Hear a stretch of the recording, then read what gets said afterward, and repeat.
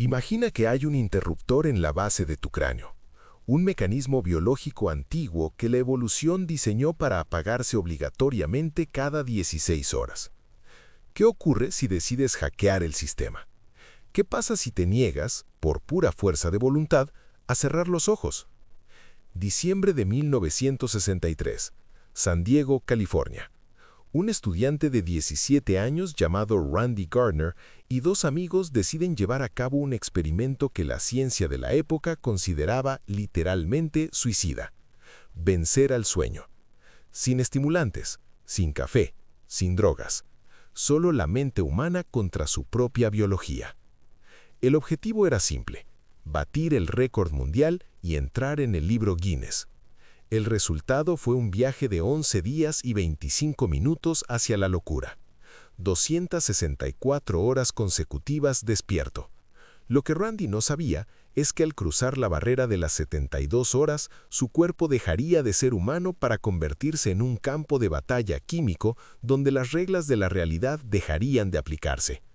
Bienvenidos a Colapso. En este episodio no vamos a hacer un resumen rápido. Vamos a realizar una autopsia cronológica del deterioro humano. Vamos a entrar dentro de las células de Randy para entender minuto a minuto cómo se destruye una mente que no duerme. Y te advierto, lo que vas a escuchar podría cambiar para siempre tu rutina de esta noche. Para entender la catástrofe que estaba a punto de ocurrir, primero debemos entender la máquina. ¿Por qué dormimos? Durante décadas la ciencia no lo sabía. Hoy sabemos que el sueño no es un descanso, es un servicio de limpieza de residuos tóxicos. Durante el día, cada pensamiento, cada movimiento y cada latido de tu corazón consume energía. Tus neuronas queman glucosa y como resultado producen un desecho químico llamado adenosina. Imagínalo como la ceniza que deja un fuego al arder. Con cada hora que pasas despierto, esa ceniza se acumula en tu cerebro. Cuando los niveles de adenosina son altos, se unen a los receptores de tus neuronas y las frenan. Eso es lo que sientes como cansancio. Cuando te duermes, ocurre la magia. Se activa el recién descubierto sistema linfático. Tu cerebro literalmente se encoge un 60% durante la noche para permitir que el líquido cefalorraquídeo entre a presión por los huecos, como una manguera de bomberos, y limpie toda esa basura química acumulada, incluyendo las proteínas beta-amiloide, las mismas que causan el Alzheimer. Dormir es lavar el cerebro. Pero Randy Gardner decidió cancelar el servicio de limpieza. Día 1 y 2. El engaño de la energía. Las primeras 24 horas son fáciles. Muchos de nosotros lo hemos hecho. Pero al llegar al segundo día ocurre algo extraño. Randy no se sentía cansado, se sentía eufórico. Estaba alerta, hablador y motivado. ¿Por qué? Porque su cuerpo había detectado una anomalía. Su hipotálamo, la torre de control del cerebro, interpretó la falta de sueño como una señal de peligro inminente. Si no estamos durmiendo, pensó su biología, debe ser porque un depredador nos acecha. Como respuesta de supervivencia, sus glándulas suprarrenales liberaron un torrente masivo de adrenalina y cortisol.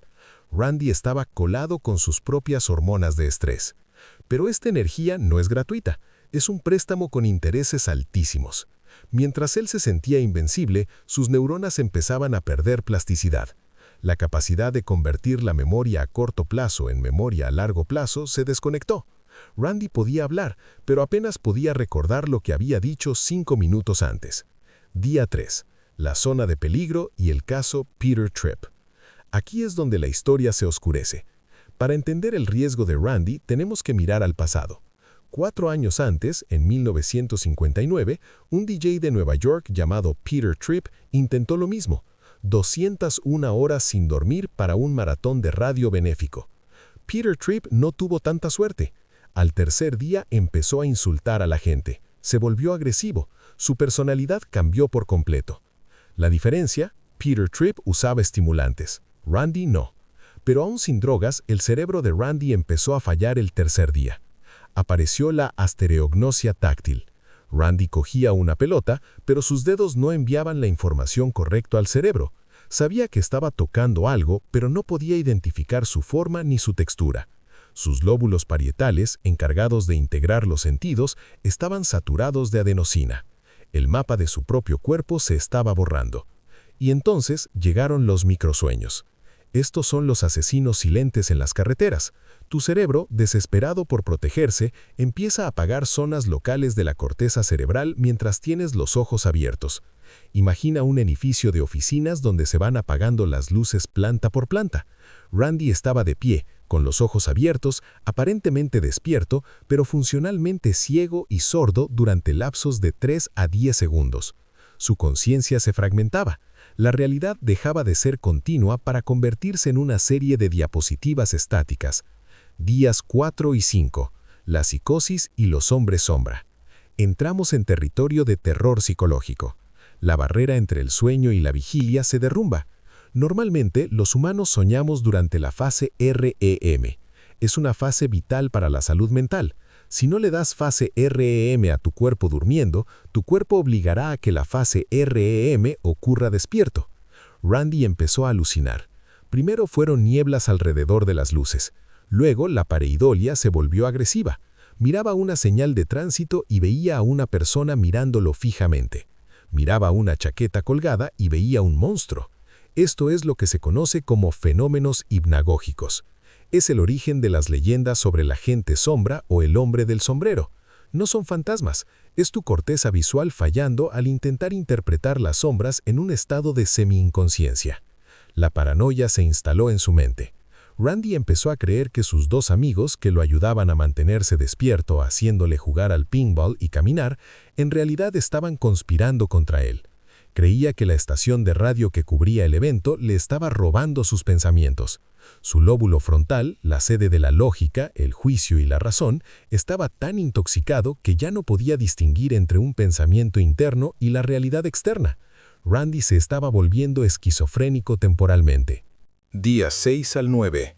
El colapso fisiológico. Dejamos la mente a un lado. Miremos el cuerpo.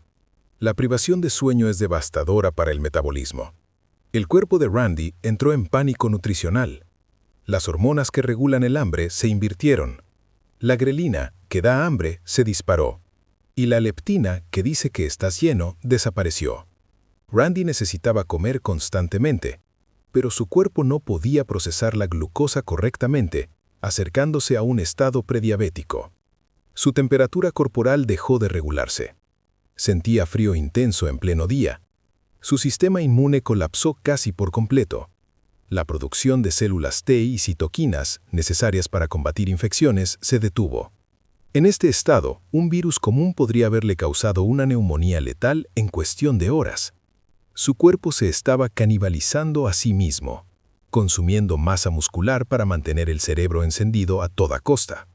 Pero lo más impresionante ocurrió el día 10. En un intento de demostrar que estaba bien, Randy desafió a uno de los científicos a una partida de pinball. Y ganó. ¿Cómo es posible que un zombi biológico gane una partida de reflejos? La respuesta es fascinante. Memoria muscular. Las partes conscientes del cerebro de Randy estaban fritas, pero sus ganglios basales, la parte primitiva que controla los movimientos automáticos, funcionaban perfectamente. Randy era un autómata. Podía reaccionar a la bola, pero si le preguntaba su nombre en ese momento, tardaba 10 segundos en responder. La conciencia había abandonado el edificio. Solo quedaba la máquina. Día 11. El final y el silencio. Llegamos al final del maratón. 264 horas. Los periodistas se agolparon para ver al chico que no duerme. En la rueda de prensa final, Randy intentó hablar. Sus palabras eran pastosas, arrastradas, sin entonación. Su cara era una máscara inexpresiva, un síntoma conocido como facies de privación. Le pidieron que hiciera una operación matemática simple. Empieza en 100 y ve restando 7. Randy dijo, 100, 93, 86, 79, y se detuvo. ¿Por qué paras?, le preguntaron. Randy miró al vacío y respondió con total honestidad. He olvidado lo que estaba haciendo. Su memoria de trabajo, la RAM de su cerebro, se había quemado. No podía sostener un pensamiento el tiempo suficiente para procesarlo. Era el final. A las 2 de la madrugada, llevaron a Randy a un hospital naval para monitorizar su sueño. cayó en coma instantáneo. Durmió 14 horas y 40 minutos seguidos. Cuando despertó, ocurrió algo increíble. El rebote REM. Normalmente pasamos el 20% de la noche soñando. Esa noche, Randy pasó casi el 70% del tiempo en fase REM. Su cerebro se lanzó vorazmente a soñar, intentando recuperar 11 días de pérdida en una sola noche. ¿Hubo consecuencias? Durante años se dijo que Randy se recuperó sin problemas, pero no es verdad. Décadas después, Randy Gardner admitió sufrir un insomnio crónico severo e intratable, como si aquel experimento hubiera roto su interruptor para siempre. Pasó el resto de su vida luchando para poder dormir, torturado por su propio récord. Y aquí llega la advertencia final de colapso. Randy tuvo suerte, sobrevivió, pero existe un destino peor. En los genes de unas pocas familias en el mundo se esconde una maldición llamada insomnio familiar fatal, una enfermedad priónica que se activa en la edad adulta. Un día simplemente dejas de poder dormir. Las pastillas no funcionan, la anestesia no funciona. Los pacientes pasan meses en un estado de vigilia agónica. Sufren ataques de pánico, alucinaciones constantes y pérdida de peso masiva. Finalmente, mueren por fallo multiorgánico o infección. Es la prueba definitiva de la naturaleza. El sueño no es negociable. Si no pagas tu deuda de sueño, la biología cobrará la deuda con tu vida. Hoy, el libro Guinness de los Récords ha eliminado la categoría de privación de sueño. Ya no aceptan aspirantes. Es demasiado peligroso. Así que si estás viendo esto de madrugada, con el brillo de la pantalla quemándote la retina, hazte un favor. Apaga el sistema. Deja que los equipos de limpieza entren en tu cerebro. Dormir es el único momento en que tu cuerpo se repara del daño de estar vivo. Buenas noches y buena suerte.